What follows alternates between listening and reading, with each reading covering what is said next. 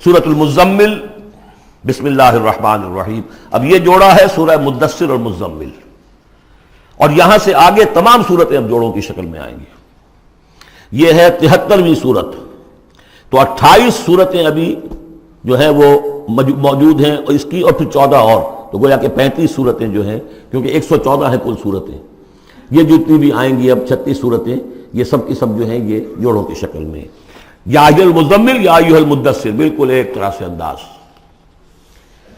یا ایھا المزمل، اے کمبل میں لپٹ کر لیٹنے والے، صلی اللہ علیہ وسلم. فداہ آباؤنا و امہاتنا، قم اللیل الا قلیلا، کھڑے رہا کرو رات کو سوائے اس کے تھوڑے سے حصے کے.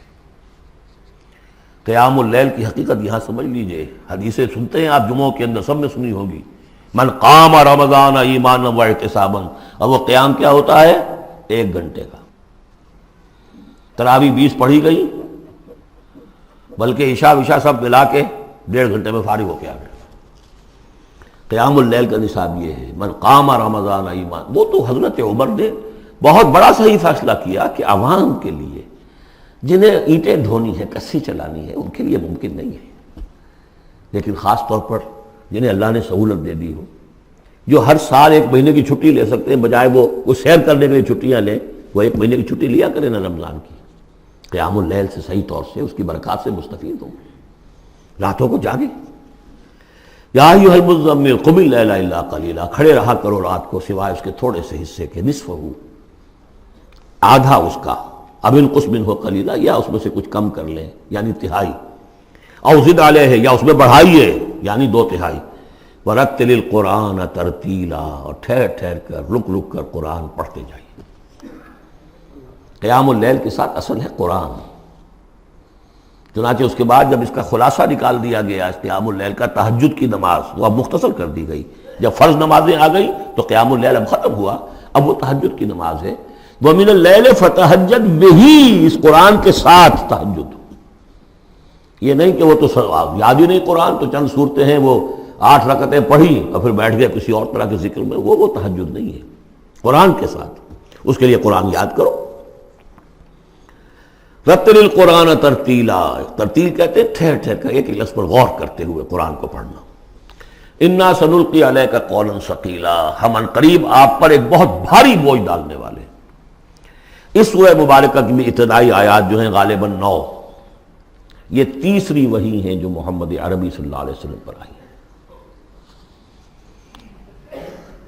اور جو چوتھی وحی آئے گی وہ سورہ مدثر میں ہے، جس میں حکم ہے تبلیغ کا. وہ بھاری وزن آنے والا ہے آپ کے کاندھے پر، اب آپ کو تیاری کر لینی چاہیے. تیاری کیا ہے؟ اگرچہ آپ پہلے سے معراج انسانیت پر فائز ہیں، تاہم اس بار نبوت اور کار رسالت کی ذمہ داریاں اٹھانے کے لیے ابھی آپ کو کچھ اور ریاضت کرنی پڑے گی. راتوں کو کھڑے رہے، قرآن کو اپنے اندر جذب کریں. ان ناشیۃ اللیل ہی اشد وطئا واقوم قیلا، یقیناً رات کا یہ جاگنا یہی تو ہے کہ جو خوب مضبوط ہے، مؤثر ہے نفس کو کچلنے میں. واقوم قیلا، اور جو قول ہوتا ہے وہ بھی سیدھا ہوتا ہے. سکون ہے، اطمینان ہے، اس وقت آپ کے اور رب کے درمیان کوئی حجاب نہیں. ان لک فی النہار سبحا طویلا، دن کے اوقات میں تو آپ کے لیے بڑی مشقت ہے، مصروفیت ہے. کبھی کوئی آیا کہہ گیا یہ تو مجنون ہے، اب آپ کے دل میں کدورت ہو گئی پیدا، کچھ نہ کچھ تکدر پیدا ہو گیا. رات کو کچھ نہیں ہے، آپ ہے اور آپ کا رب ہے.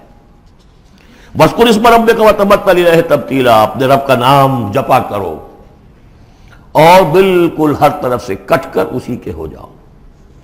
تبتل اس کو کہتے ہیں. لیکن یہ کہ بے ہما اور باہما سب کے ساتھ رہو.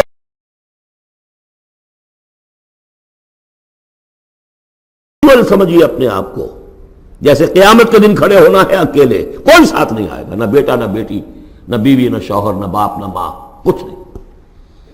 یہ ہر شخص کی ایک انڈیویجویلٹی ہے، اس کی اپنی ایک شخصیت ہے. لیکن دعوت کے لیے، تبلیغ کے لیے آپ کو لوگوں کے ساتھ رہنا ہے.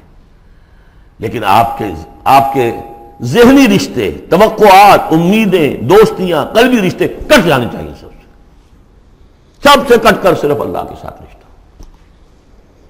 رب المشرق والمغرب، وہ تو رب ہے مشرق کا بھی مغرب کا بھی. لا الہ الا ہو، اس کے سوا کوئی معبود نہیں. فاتخذہ وکیلا، بس اسی کو پکڑ لیجئے اپنا جو ہے کارساز.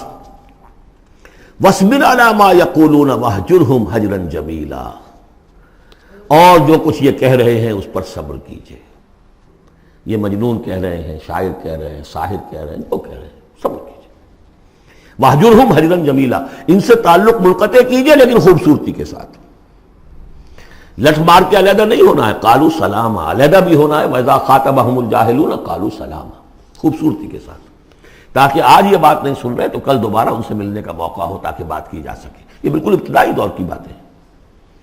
پھر وہی بات آگے، ذرنی، مجھے چھوڑیے، ذرنی والمکذبین اولی النعمہ، چھوڑیے مجھے اور یہ جو جھٹلانے والے ہیں جو بڑی نعمتوں کے اندر ہم نے ان کو رکھا ہے. اولی النعمہ، ہم نے ان کو کھانے پینے کو دیا، اولاد دی، بڑی سی جائیداد دے دی.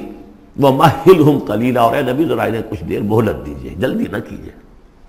وَلَا تَعْجَلْ عَلَيْهِمْ، یہ بھی ہم پڑھ چکے ہیں، ان پر جلدی نہ کیجیے.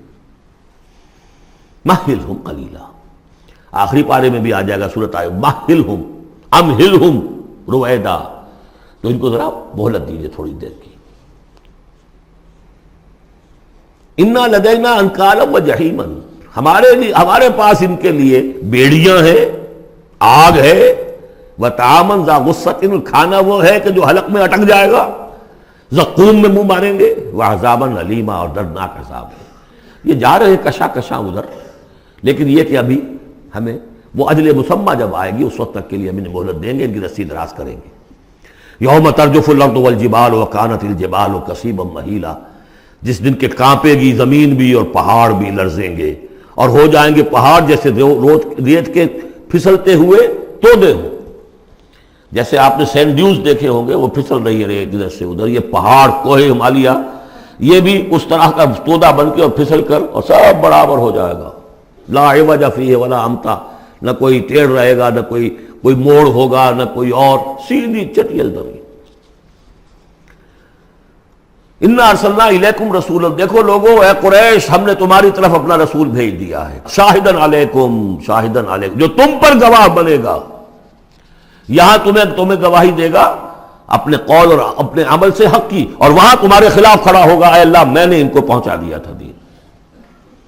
کما ارسلنا الی فرعون رسولا، جیسے کہ ہم نے بھیجا تھا فرعون کی طرف بھی اپنا رسول حضرت موسیٰ علیہ السلام. فعصا فرعون الرسول، تو فرعون نے بھی رسول کی یعنی حضرت موسیٰ کی معصیت کی، ان کا نافرمانی کی. فاخذناہ اخذا وبیلا، تو ہم نے پکڑ لیا اس کو بڑا وبال والی پکڑ. فکیف تتقون ان کفرتم، اب اگر تم کفر کرو گے تو تم کیسے بچ جاؤ گے؟ فرعون نہیں بچا، قوم نوح نہیں بچی، قوم عاد نہیں بچی، قوم سمود نہیں بچی، قوم شعیب نہیں بچی، عمورہ اور صدوم کی بستیاں نہیں بسی، تم کیسے بچ جاؤ گے؟ فکیف تتقون ان کفرتم یوما یجعل الولدان شیبا، اس دن جس دن کا کہ جو دن کے بوڑھوں بچوں کو بوڑھا کر دے گا، قیامت کا دن، اس کے شدائد، اس کی سختیاں. السماء منفطر بہ، آسمان اس کے ساتھ پھٹ پڑنے کو ہے، یعنی وہ ثقلت فی السماوات والارض، وہ کہیں باہر سے تو نہیں آئے گی، وہ قیامت وہ انہی آسمانوں اور زمین کے اندر جو ہے وہ اسی میں انہیرنٹ ہے. السماء منفطر بہ، آسمان پھٹ جائے گا. کان وعدہ مفعولا، اور اللہ کا وعدہ پورا ہو کر رہے گا. ان ھذہ تذکرہ، یقیناً یہ یاد دہانی ہے، تذکرہ ہے، نصیحت ہے. فمن شاء اتخذ الی ربہ سبیلا، تو جو کوئی بھی چاہے وہ اپنے رب کی طرف راستہ اختیار کر لے، سیدھا راستہ ہے، صراط مستقیم ہے. آج ہی بسم اللہ کرو، آج ہی توبۃ النصوح کر کے گھروں میں داخل ہو. اب یہ ہے 19 آیات، لیکن اس کے بعد جو ایک آیت پر پورا رکوع مشتمل ہے، اس کے بارے میں بہت عرصے تک میں بہت پریشان رہا اس کو سمجھنے میں، اور میں حیران ہوں کہ تفاسیر میں کہیں مجھے کوئی اس کے لیے بات نہیں ملی. اتفاقاً ہے کہ میں الاتقان فی علوم القرآن اس کا مطالعہ کرتے ہوئے مجھے حضرت عبداللہ ابن عباس رضی اللہ تعالیٰ عنہما کا ایک قول مل گیا کہ یہ ایک آیت نہیں 2 آیتیں ہیں. یہ روایات